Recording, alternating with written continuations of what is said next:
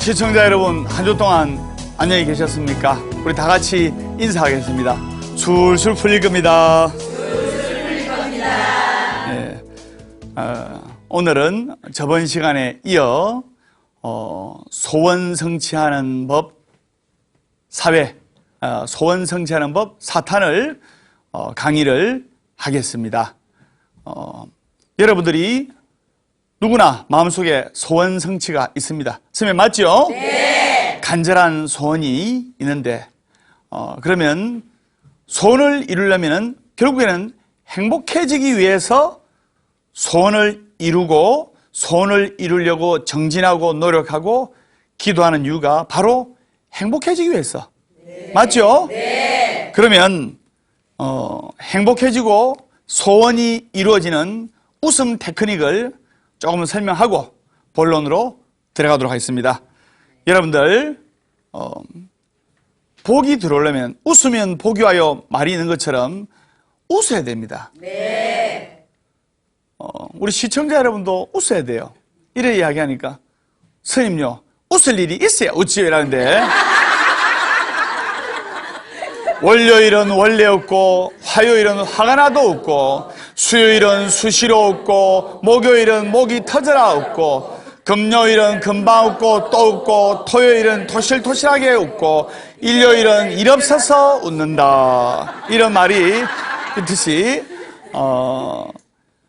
첫째, 힘차게 웃으며 하루를 시작하라.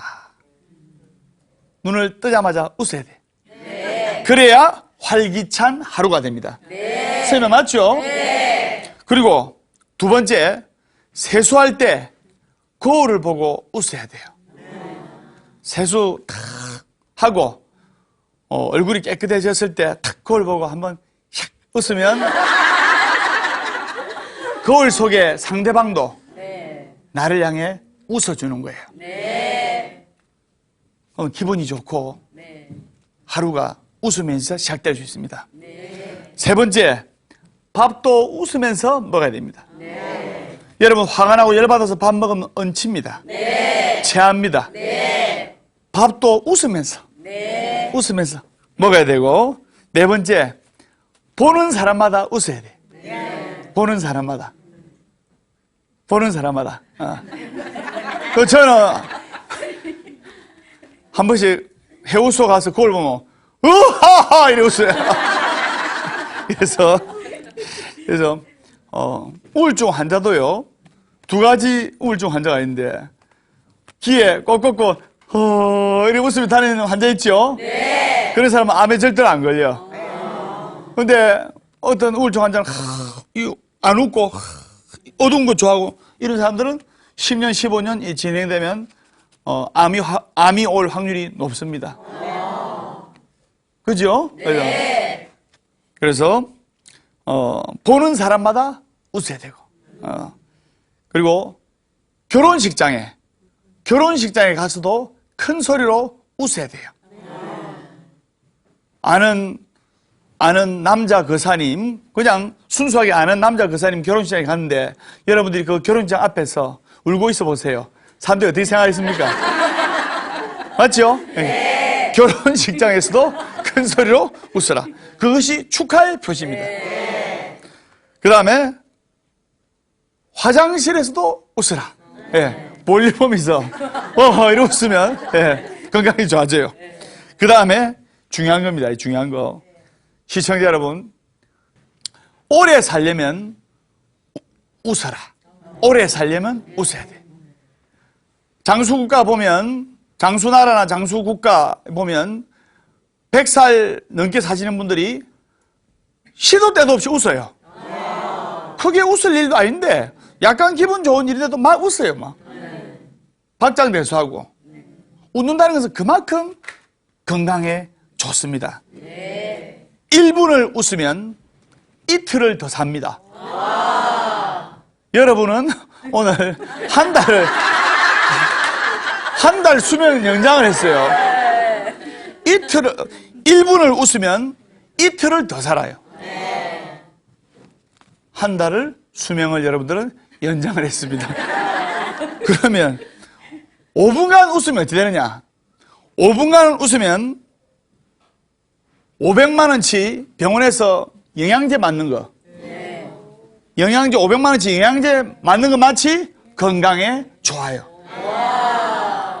5분간 웃으면 500만 원 상당의 엔돌핀이 몸에서 생산되는 겁니다.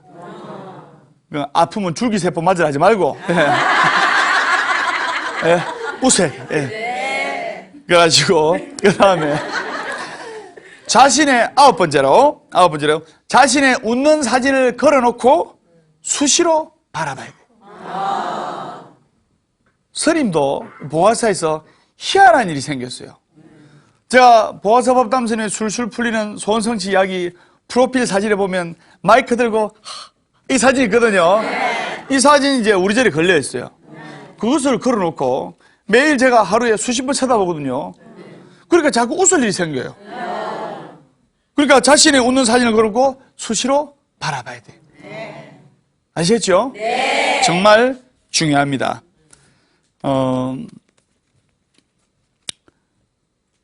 방아착에 관한 강의를 할까 하는데 어떤 눈먼 장님이 벼랑 아래서 사람 살려요! 사람 살려요! 하는 겁니다.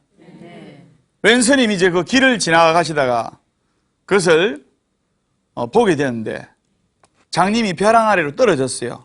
근데 나뭇가지를 잡았습니다. 나뭇가지를 잡았는데 그 밑에 땅하고 그 장님의 발 높이하고는 요만큼 차이 있어요. 그냥 톡 놓으면 손 놓으면 탁 사는 거예요. 근데 장님이 그걸 알아요, 몰라요? 그 장님은 십리길 낭떠러진 줄 알고 있거든요. 발이 안 닿으니까 살려주세요! 살려주세요! 그러자 그 스님이 웃으면서 거사님 손을 놓으면 살 수 있습니다. 이래도 겁이 나서 놓지를 못한 거예요. 왜? 발이 안 닿아 있으니까. 아무것도 보지 못하는 장님은 두려움에 떨며 그저 살려달라고 외쳤는데 방아착이라 바로 내려놓고 마음을 비우면 고통에서 벗어날 수가 있습니다. 그 앞을 못 보시는 분이 손을 놓고 내려놓고 땅에 발을 디뎠으면 아무렇지도 않게 근심 걱정과 고통에서 벗어날 수 있었을 거 아닙니까? 네. 그래서 집착에 끌려 열반에 경지에 가지 못하는 사람에게 던지는 부처님 화두가 문득 생각이 납니다. 여러분들 주위에 이 고통스러운 환경과 또 괴로운 환경과 이 아픈 마음이 빨리 바뀌고 싶죠? 네. 그러면 간단해요. 세상을 바꾸는 방법은 세상이 바뀔 때까지 하늘에서 감 떨어질 때까지 멍하니 기다리지 말고 여러분이 지금 바뀌면 돼요. 네. 여러분이 바뀌면 세상이 바뀌는 겁니다. 네. 시청자 여러분이 우리 시청자 여러분들께서 또 여러분들께서 오늘부터 남편과 아이들에게 활짝 웃어보세요. 월급 봉투가 얇아도 활짝 웃으면서 여보 참 이 돈 벌려도 힘 많이 들었지 여보 하면서 힘내요. 고마워요 하면서 남편한테는 고마워요. 이 말이 제일 힘나는 말입니다. 네. 남편 교사님들은 부인한테 사랑해요. 이래 이야기를 수시로 여자분들은 아내분들은 확인받고 싶어 하거든요. 네. 남자 교사님들은 사랑해요. 그다음에 보살님들은 고마워요. 고마워요. 예. 그래서 내 자신이 바뀌어야 세상이 바뀌는 법입니다. 무슨 말인지 아시겠죠? 네. 소원성취를 하기 위해서는 마음을 잘 써야 됩니다. 일체유심조라는 말이 있는데 실제로 있었던 이야기를 제가 하겠습니다. 어느 절에 그 보살님이 열심히 기도하러 다니셨는데 108배도 하고 때로는 또 3000배 기도도 하고 이래가지고 이제 기도를 열심히 하셨는데 남편이 이렇게 큰 부자가 되었어요. 부자가 되니까 남편이 다른 데로 눈을 돌리다가 이제 바람을 피웠는데, 이 보살님의 딸이 25살인데 딸보다 어린 여자랑 바람이 난 거예요. 23살짜리 아가씨랑 바람이 난 거예요. 이 아내분이 피눈물 나는 거예요. 내가 그 50평생을 남편 뒷바라지하고 남편 내조를 위해서 열심히 노력하고 했는데 남편이 이제 묵고 살만하니까 딸보다 어린아이가 바람 피우니까 제정신이 아닌 거예요. 그 전에 남편 잘 되라고 저래 가서 막 기도하면서 우리 이랬는데 부처님이 어쨌든 복 좀 주시면서 남편 좀 잘 되게 이래 빌었는데 이제는 절에 와가지고 부처님도 어쨌든 저 인간 바람 좀 못 피우게 해주이소.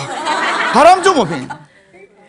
정오에 끓는 마음으로 빌었어요.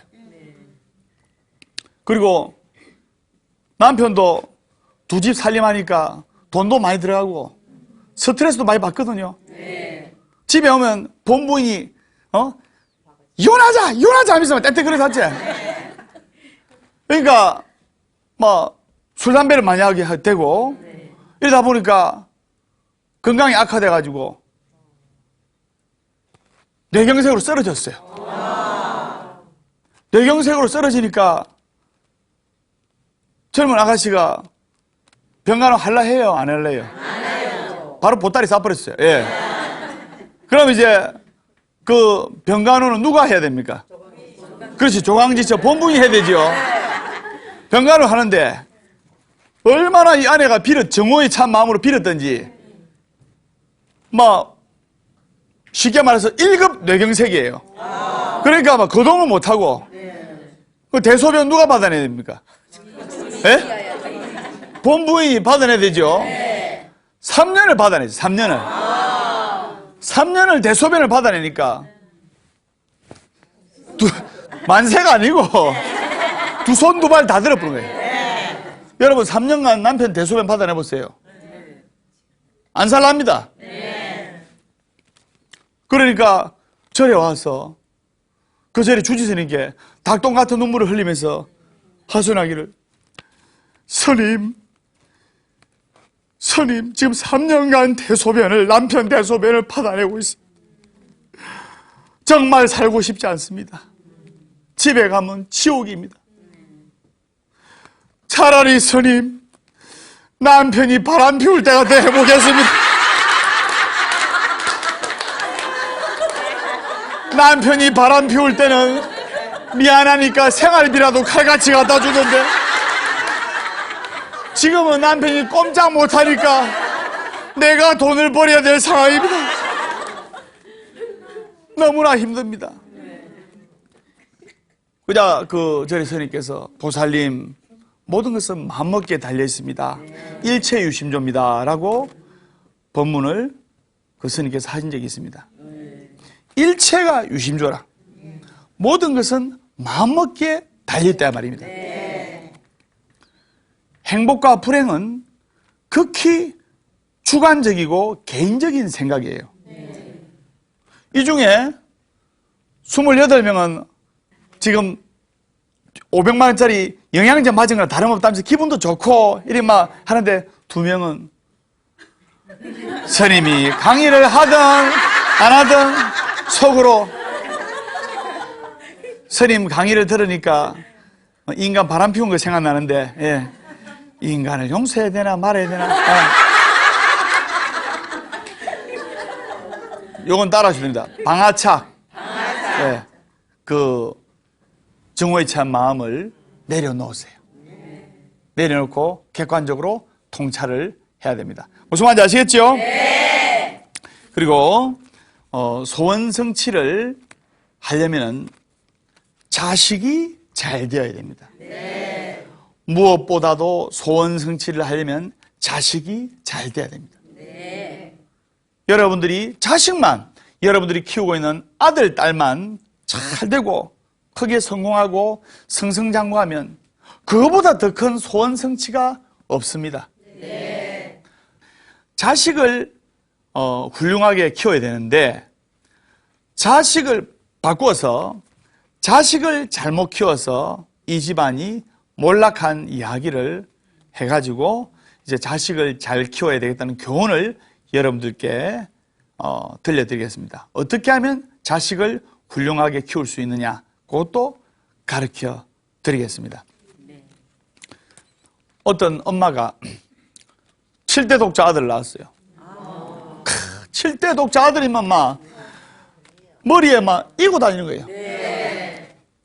우리 7대 대를 이어주는 우리 아들 하면서 집안이 형편이 좋지 못했지만 어릴 적부터 아들이 사달라는 거 다 사주고, 그게 이제 습이 되니까 이 아들이 이제 7살 정도 되었는데 백화점에 가죠.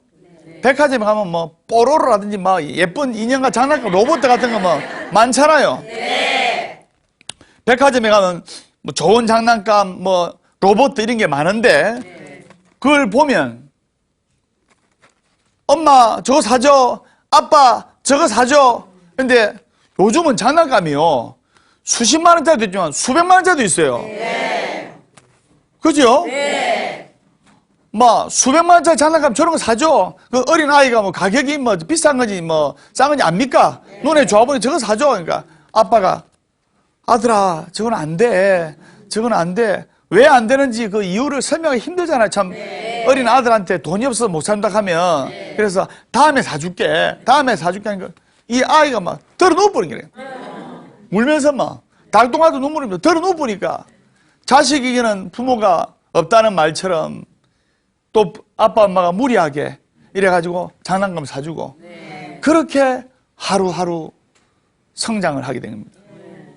중학교 3학년 때까지는 그래도 아빠 엄마가 이 아이의 용돈이나 이거를 겨우겨우 이렇게 대해주고 있었는데 이제 한 19살, 20살 되니까 머리가 굵어지니까 여자친구도 만나야 되고 용돈이 부모님이 주는 용돈으로서는 턱없이 부족한 거예요. 부모님이 7대 독자라서 용돈을 또 넉넉하게 주는 편이었거든요. 그래도 자기가 쓰는 이 용돈에 비하면 5분의 1도 안 돼요. 또 친구들 만나면 지가 밥 다 사고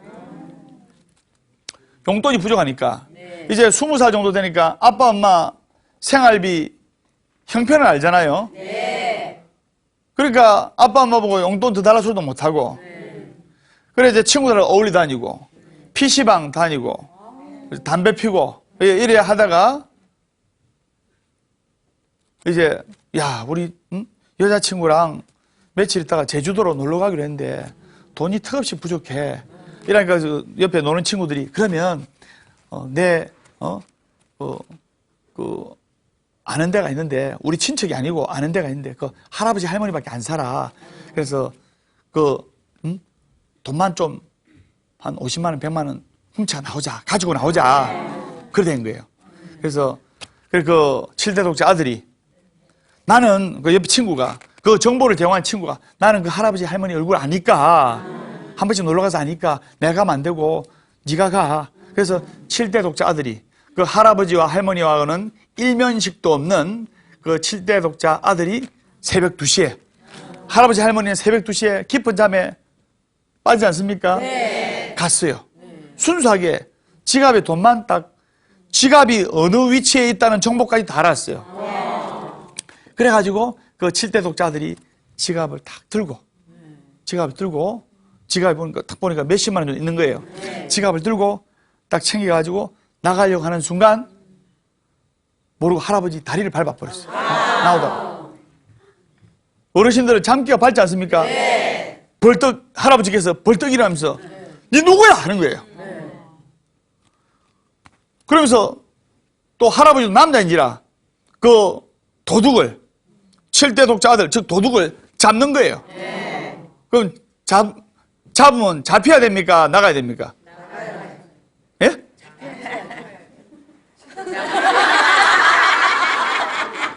네가 7대 독자 입장돼 보세요. 잡히겠는가? 안 잡히려고 할아버지 입장에서는 잡아야 되지만 그 7대 독자 입장에서는 안 잡혀야 될 거 아닙니까? 밀치고 도망간 거예요. 그런데 이제 젊으니까 힘이 세다 보니까 밀쳤는데 70대 할아버지는 힘이 좀 연로하지 않습니까? TV 모서리에 머리를 찧어가지고 뇌출혈로, 뇌진탕으로 그 자리에서 사망하게 된 겁니다. 단순 절도는 뭐 얼마든지 이렇게 정상 참작이 되지만은 살인은 이거는 그 제목이 형사들이 급하여 지문 채취하고 이래가지고 제목이 특수절도, 밤에 살인, 강도 이게 제목이 해가지고 사형수가 된 거예요. 그 장래 촉망되는 아들이. 그래가지고 이제 사형 재판을 받아가지고 살인자가 되어서 이제 사형 집행이 다가왔는데 실제로 있었던 이야기입니다. 사형 집행이 다가왔는데 이제 교도관이 마지막으로 유언이 없느냐, 마지막으로 뭐 담배 한 대 줄까, 뭐 마지막 이제 형장의 이슬로 사라져갈 사람인데 그래서 손이 꽁꽁 묶인 상태에서 예, 담배 한 대 주시고 우리 엄마 좀 불러주십시오.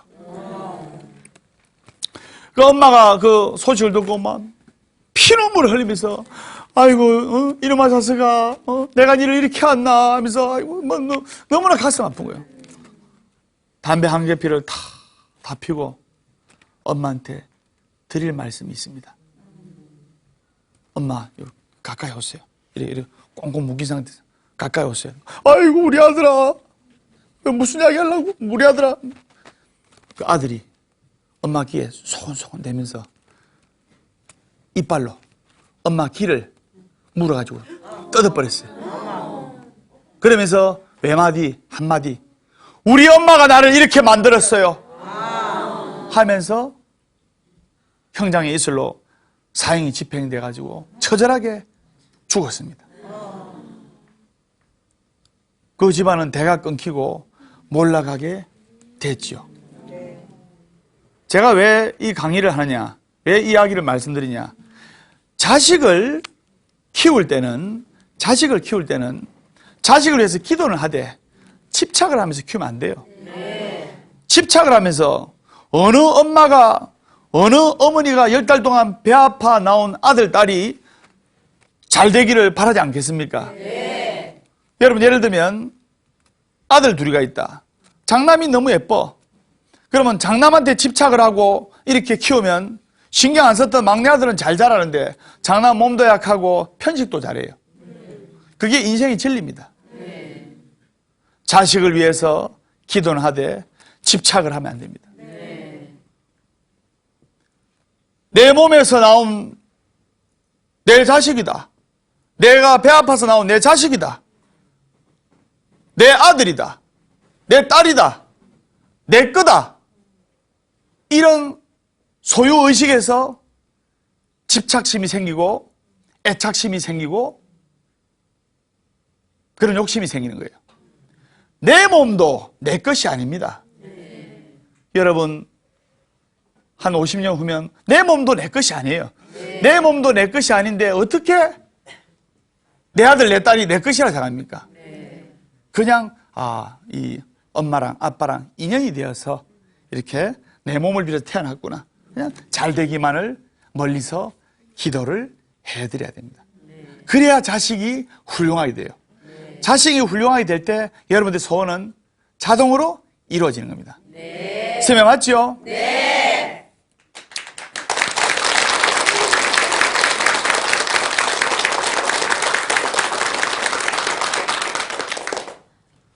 우리 보아사 회원 컨스님께서 상자인 제가 날마다 성승장구하니까 얼마나 든든하신지 모릅니다. 컨스님 입장에서는 제자가 잘 되는 게 좋겠죠? 네. 방금 그 사형 이야기가 나와서 한 가지 더 하겠는데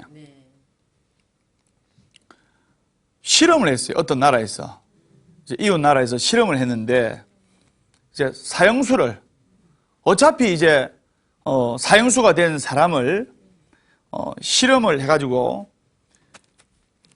이웃 나라에서 여러 가지로 실험을 하지 않습니까? 네. 그래서 당신을 사형을 시키겠는데 사형 방법이 좀 독특합니다. 단 이 사형 방법을 따라주면 당신 아내와 가족들한테 좋은 집하고 이런 거를 좀 제공하겠소. 자, 당신 유가족들한테 좀 이렇게 잘 해주겠소. 금전적으로 잘 해주고 보상금적으로 주겠소. 그리고 이왕 죽을 목숨 이래 죽으나 저래 죽으나 상관이 없습니다. 그러면 당신의 바늘로 당신의 손가락을 하나 톡 따가지고 이제 피를 빼겠소. 그랬어요. 그래서 손 묶어 가지고 눈 가리고 이래 가지고 양동에다가 피를 이제 바늘로 탁 따가지고 피가 한 방울씩 떡 떨어지게 한 거예요. 누구보다 그 피 떨어진 소리 들을 거 아닙니까? 그런데 이 피를 깊게 나오게 안 하고 한 1, 2분이면 지혈이 되게끔 그 정도로 이렇게 했어요. 교도관들이. 그리고 나서 그럼 1, 2분이면 피가 멈추지 않습니까? 근데 그 사형수는 눈을 가린 거예요. 그리고 피가 멈춰도 물을 틀어가지고 수도꼭지에 물을 틀어서 마치 자기 핏방울 떨어지는 소리 마냥 떡 이렇게 실험을 한 겁니다. 그러니까 1, 2분 후면 그 사형수는 피가 멎었고 피는 한 방울도 그 이상 나오지 않았어요. 그런데 그 사형수는 자기 몸에 피가 빠져나오는 걸로 착각을 하고 있었어요. 그런데 48시간 후에 그 사형수가 죽었어요. 죽었는데 이제 그 관계자들이 부검을 해보니까 그 사람 몸에 피가 한 방울도 없이 피가 다 말라버린 거예요. 그 사람은, 그 사형수는 자기 몸에 피가 다 빠져나가는 듯한 착각과 또 실제로 그러한 고통을 느끼게 된 겁니다. 그래서 자기 몸속에 피가 다 말라버린 거예요. 너무나 끔찍한 고통에. 문득 그 이야기가 생각이 났습니다. 즉 일체가 유심조다. 이것 또한 자신의 마음이 만들어낸 거 아닙니까? 맞죠? 나는 내 몸속에 소중한 피가 다 빠져나가서 죽는구나. 이렇게 마음을 먹으니까 실제로 자신의 몸속에 있는 피가 다 마르게 된 겁니다. 그러니까 피가 마르는 그 고통을 느끼면서 죽어간 겁니다. 모든 것이 자신의 마음이 형상을 만드는 겁니다. 행복도 자신이 만들고 불행도 자신이 만들고. 여러분들 행복하지요? 네. 여러분들 행복하다고 느끼면 앞으로 행복한 인생의 주인공이 되는 겁니다. 네. 여기서 불행하다고 생각하는 사람은 그냥 불행한 거예요. 행복도 내 탓, 불행도 내 탓. 한 스님의 이야기를 하겠는데 어느 스님이 한 35살 정도 된 스님이 이제 깊은 산중으로 들어가셔서 수행 생활을 하고 이제 기도 정진을 하려고 깊은 첩첩산중으로 들어갔습니다. 들어갔는데 유일하게 자기한테 신도라고는 그 마을 이장님이 그 스님한테 신도이자 그리고 또 자문을 구하는 어르신이었어요. 깊은 산중에 들어가니까 자기 옷이 이런 법담 스님처럼 이렇게 가사장삼이 한 벌밖에 없는 거예요. 한 벌밖에 없는데 그 빨고 입고 이라고 했는데 그 쥐가 새벽이면 스님이 이제 가사장삼을 이제 벗으시고 새벽에 이제 주무시고 이제 새벽 4시에 일어나서 예불 하시고 하는데 쥐가 새벽에 와가지고 자기 스님 옷을 깔아 먹는 거예요. 그 먹을 게 별로 없으니까 쥐는 다 깔아 먹잖아요. 그러니까 한 벌 뿌여진 이 가사장삼이 기도하는 옷을 제대로 입을 수가 없는 거예요. 쥐를 잡아야 되지 않습니까? 그래서 마을에 내려와서 자기 신도이자 마을 이장님이신 박시관 이장님이신 그분께 부탁을 해가지고 고양이 한 마리를 부탁을 얻어왔어요. 고양이 한 마리를 얻어와가지고 다 스님 그 가사장삼 옆에 고양이를 다 묶어놨는데 풀어놓으면 도망갈까봐 묶어놨는데 이제 겁만 주게 해가지고 불가에서는 살생을 하면 안 되지 않습니까? 겁만 주고 접근을 못하게 하려고 묶어놓고 이랬는데 그러니까 찌가 그때부터 사라진 거예요.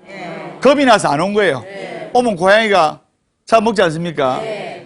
그래서 찌가 사라지고 해결되는데 그럼 고양이가 먹을 게 있어요, 없어요? 고양이가 배가 고픈 거예요. 찌를 먹도록 그냥 풀어놔버리면 찌를 잡아먹을 건데 살생하면 안 되니까. 그래서 묶어놓으니까 고양이가 배가 고프니까 이제 순수하게 고양이를 우유를 먹이자. 우유를 먹이는 것은 좋은 일이지 않느냐 이 생각인데 우유가 있어요, 없어요? 깊은 산중에 있어요, 없어요?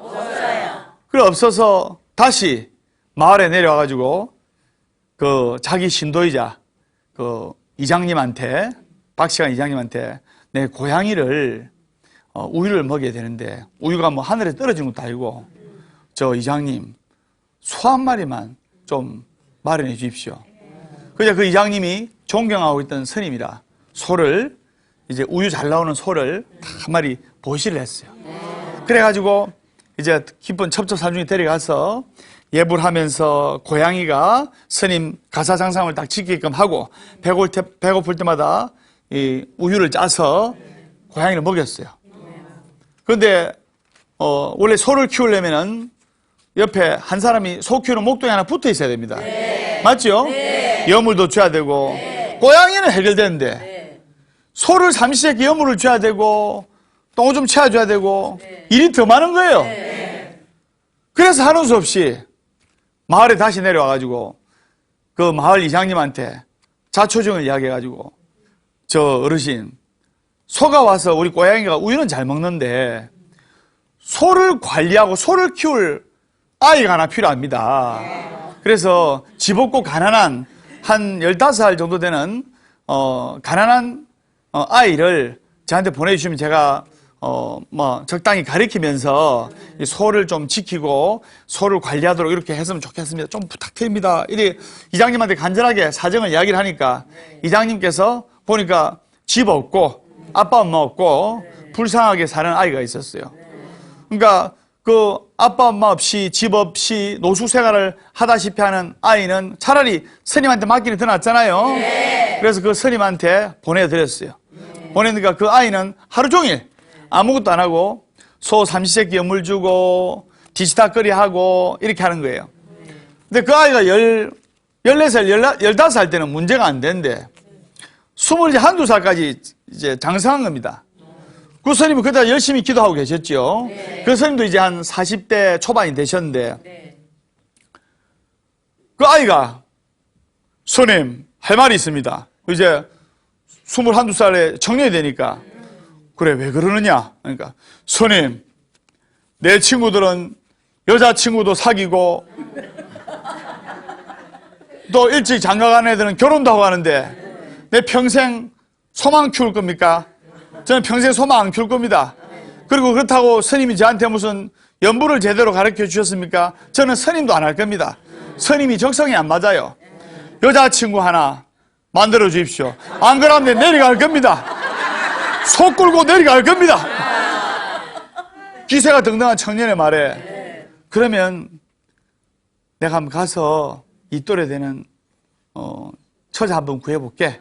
그 가서 마을에 내려와서 이장님한테 부탁을 해가지고 이 아이가 청년이 돼가지고 이제 몇 년 있다 장가를 가고 싶어 하니까 이제 외로우니까 여자분 한번 이렇게 소개해 주시죠. 외롭고 힘든 처자분. 이장님이 또 그 동네 마당발 아닙니까? 그래서 어렵게 수소문 해가지고 그래가지고 그 이제 청년이 있는 그 깊은 산중으로 이렇게 해가지고 그 청년과 그 처자와 결혼하다시피 해서 아이 낳고 이런 거예요. 이제 그러다 보니까 점점 그러다 보니까 세월이 지나니까 마을 전체가 깊은 산중으로 이사를 다 하게 된 겁니다. 그래 되겠죠? 그래서 결국에는 마을 전체가 이사를 다 하게 되는데 인간의 욕망은 영원히 만족될 수가 없습니다. 하나를 가지면 두 개를 가지고 싶고, 두 개를 가지면 세 개를 가지고 싶고, 끊임없이 가지고 싶고 끊임없이 원하게 됩니다. 선생님 맞습니까? 네. 사람은 가벼운 마음가짐으로 생활해야 돼요. 네. 이렇게 많은 욕망과 짐을 가슴에 안고 어깨에 짊어지고 생활하면 오히려 안 됩니다. 네. 그래서 가벼운 마음가짐으로 생활해야 되는데, 삶이라는 긴 여정에서 온갖 풍파와 싸워야 하는 인생의 돛담배에 무거운 짐을 싣고는 움직이지가 않습니다. 우리가 인생의 돛담배를 해서 인생이라는 파도와 인생이라는 풍랑을 만나면서 생로병사, 그다음 희노애락의 여정을 가는 데 있어서 배에 너무 무거운 짐을 실으면 배가 항해를 못합니다. 생활할 때 가벼운 마음가짐으로. 원하려면, 욕심을 가지면 한도 끝도 없어요. 욕심으로 꽉 찬 기도는 쉽게 이루어지지가 않습니다.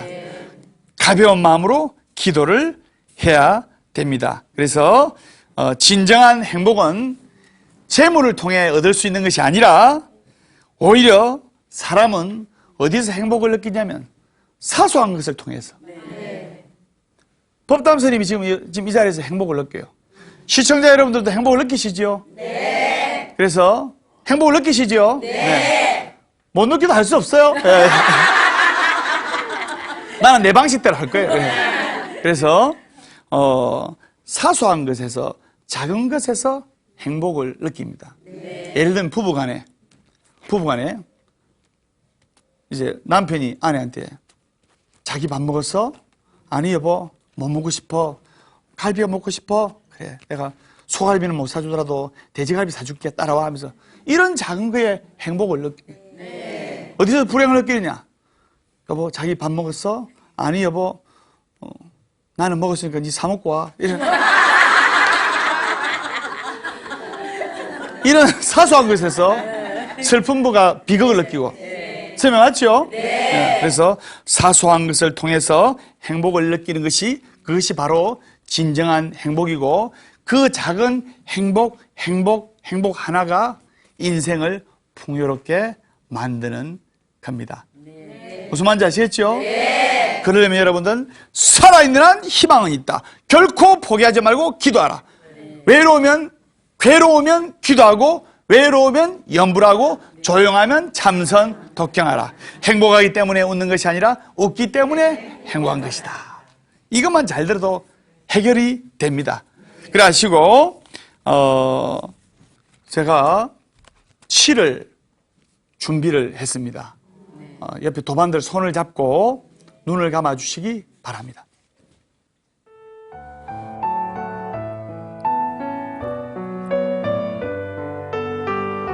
지금 이 순간 최선을 다하세요. 오늘은 내 남은 날의 첫 번째 날이고,